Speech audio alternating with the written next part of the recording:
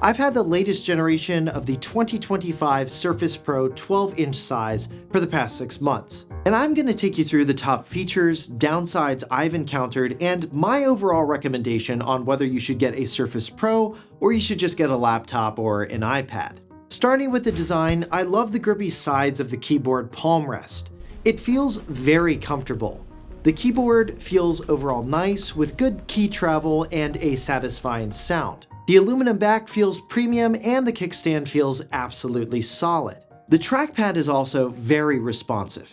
While you physically have to click down on this one, which isn't as pleasant to use as Microsoft or Apple's haptic trackpads, I do wish the 12-inch got the same haptic trackpad that Microsoft has put in the new Flex keyboard, which is only available for the Surface Pro 13-inch.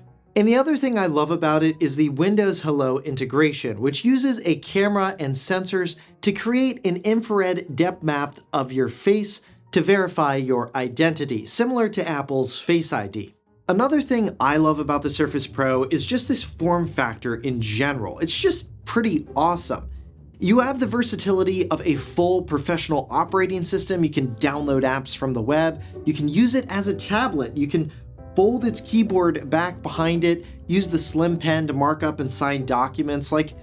It's a pretty versatile device. And running full Windows is definitely another highlight. You get full browsers on a device like this, so browser plugins actually work. And you can download full desktop apps right from the web. You don't have to go through an app store controlled by one company. Window management is great because it's full Windows, where the snapping window management has been great for years. And a surprising standout to me has been that Microsoft has also done just a really great job optimizing Windows for touch as well as for the Surface Slim Pen. Given how small some icons can be in Windows and apps, I was pleasantly surprised by how well Windows works as a touchscreen over the long term. And talking about productivity, by the way, one thing that can really make a difference in your daily workflow is the keyboard that you're typing on, like the Flow 2 from Lofree, who sponsored this video. The Flow 2 is a mechanical keyboard built around refinement and quality. It features a CNC milled unibody aluminum construction that's durable and has a really nice feel. The Flow 2 comes in 3 different layouts: 68, 84, and 100 keys. All switches feature a 40-gram actuation force for a balanced, responsive feel. What stands out to me is the attention to detail. The keycaps use a higher purity PBT material in a double shot construction, which Lofree claims will help them resist shine and wear over time. The Flow 2 also includes this clever touch switch on the side that lets you adjust volume and screen brightness with a simple swipe. No more hunting for function key combinations. Now, this also offers triple mode connectivity with Bluetooth, USB-C, and a new 2.4 GHz wireless mode for a reliable low latency connection. Plus, with VIA support, you can completely customize the keyboard layout and functions to match your workflow. Whether you're working through long documents, coding, or you just want a better typing experience at your desk, the Flow 2 combines premium build quality with thoughtful features. So check out the Lofree Flow 2 by using the link in the description below. The last thing I found useful and have been really impressed by is the newer Windows feature for Copilot Plus PCs called Windows Recall. This feature basically takes a snapshot of everything that appears on your screen, so when you forget the web page you had up and the info from it, it's easier to use this feature to search for that information, because unlike using a web history search, this is visual, which I find to be much more useful. Now, to be clear, this feature does raise some obvious privacy concerns, which is why the snapshots are only stored locally and the feature is opt-in. So those are all of the software things I've liked, but that's not to say there aren't any downsides with Windows. For example, I find it kind of annoying that not all apps have a top menu, and there are still some aesthetic inconsistencies if you dig far enough into the settings menu. And I've noticed that sometimes apps are actually launching first on Mac before Windows. I also absolutely hate the garbage news and interest part of the Microsoft Start bar that's enabled by default when you load Windows, and it's like someone with no taste created this feature. It just cheapens the feel of the OS and it doesn't feel premium. It just makes you feel like you're the product instead of actually using a product. Another highlight has actually been battery life. It's been pretty solid for me over the past 6 months, though my use with this device is generally intermittent like my iPad's. The thing that's impressed me so much with its battery life isn't its 16-hour video playback rating or its 10 to 12 hours of web use rating, but actually its standby battery. You can have this thing in a bag for a few weeks like I did during my move, take it out, and it still has battery left. In my experience, if it were any of my iPads, it would have totally been dead. Now, did it have a lot of battery left after 3 weeks during my move? No, but it still had around 10 to 12% left, and that's not nothing, especially if you just need to get something quick done on it. The only trade-off with this excellent deep sleep state is that waking the Surface Pro takes noticeably longer than waking up my iPad Pro, which is almost instantaneous. And the last highlight for me has been the speakers. Now, these are tablet speakers, so don't expect miracles in audio quality. But I really like that Microsoft designed them so they're pointing out towards the listener versus just embedding them on the sides of the tablet like Apple and others do. I actually think Microsoft's approach here is better, and the speakers also get quite a bit louder than I was expecting as well. Moving on, now let me take you through some things I haven't used as much with the Surface Pro.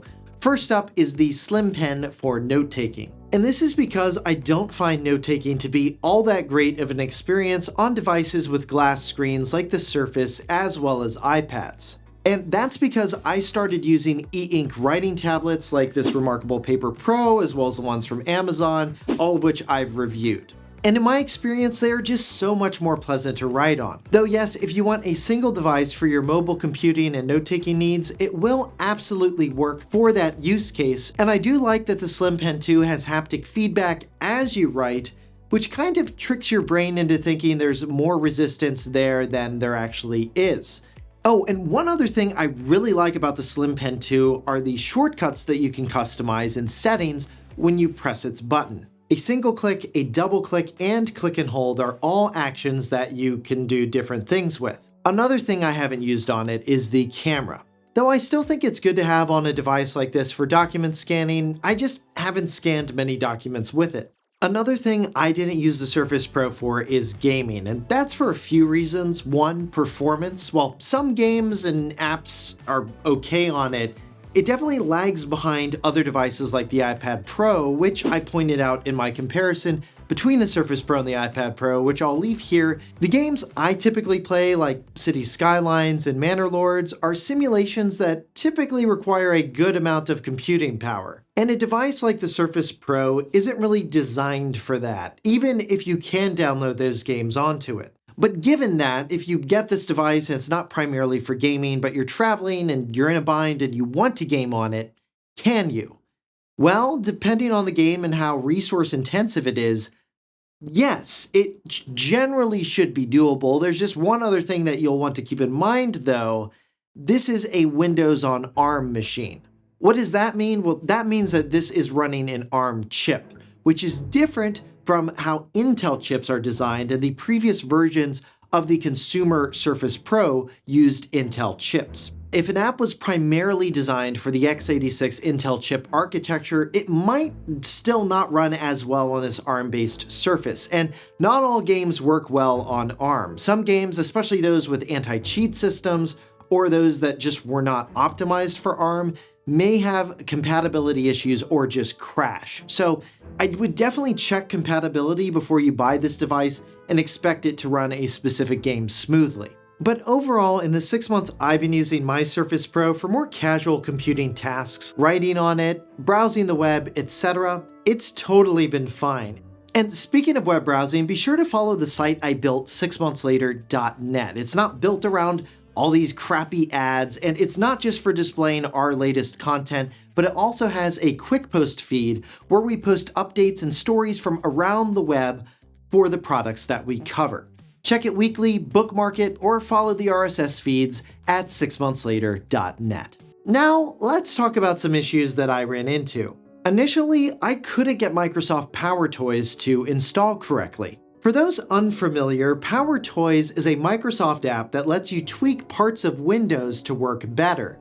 So you can implement Alt plus Spacebar to bring up search in a similar way to Spotlight Search on the Mac, or remap key commands. But for whatever reason, PowerToys wouldn't install correctly when setting up my Surface Pro from my Surface Laptop backup. So I completely reset the thing, tried installing it as a new PC, not from a backup, and that did fix the issue.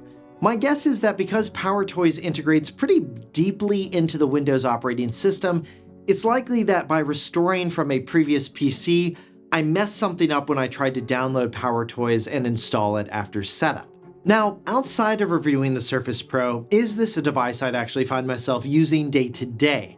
And the answer there is actually not really, mainly because of its downsides, plus I find myself more drawn into the Apple ecosystem, but let's talk downsides first. The biggest one is screen glare, and it's quite bad for such a premium device. I noticed the exact same thing with my Surface laptop, and it will make the device hard to use with a lot of bright, harsh light in your background. Another one is that the kickstand can dig into your legs while typing on your lap after a while, especially if you're wearing shorts. So those are all of the downsides. Now for recommendations. Do I recommend the Surface Pro in general? Yes, but I don't think this is necessarily a device for everyone. First, if you're an Apple user, and I'm appreciative if you're still watching at this point, but this device really isn't for you unless you just hate Apple's control over app distribution and you want the freedom that you get with Windows, which I totally get. But other than that, there's not really a lot here for you, and that's also why I haven't found myself picking it up over the other devices I have outside of using it to review, because if you already have a Mac, iPhone, AirPods, etc., the iPad Pro is really going to be the better option for this type of device. If you also want a portable form factor, but you know you'll probably end up using the keyboard to type on it most of the time versus using it as a tablet, I just opt for the Surface laptop, which I find is still more comfortable and a bit better to type on, especially when it's on your lap for long periods of time. The Surface Pro is really for Microsoft users who are on the go, use the touchscreen functionality a lot, and need to mark up documents or have clients sign contracts. That's who I really think this is primarily for. So if that's you, then the next decision you'll want to make is whether or not to get the 12 or 13-inch model. And unlike with something like the iPad Pro, for example, there's actually quite a bit more difference between the sizes of the Surface Pro. The 13-inch can come with an OLED display, better chip configurations, and a fancier battery-powered detachable keyboard called the Flex keyboard. And probably the biggest difference of all, the 13-inch has a removable, upgradable SSD storage, which is awesome.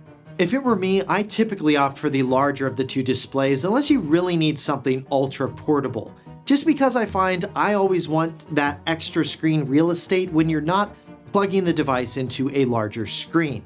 So those have been my thoughts and experiences with the Microsoft Surface Pro. But if you have one or a previous version, let me know how you like it, what you use it for, and if you'd recommend it down in the comments. And to see more of my long-term reviews on computers and accessories, like my MacBook Air review or Windows versus Mac video, you can click here to get to those, or click here to see more of my popular 6 months later reviews. And to see all of the products I recommend at any time, you can do that by visiting 6monthslater.net/shop. For 6 months later, I'm Josh Tedder. Thanks for watching.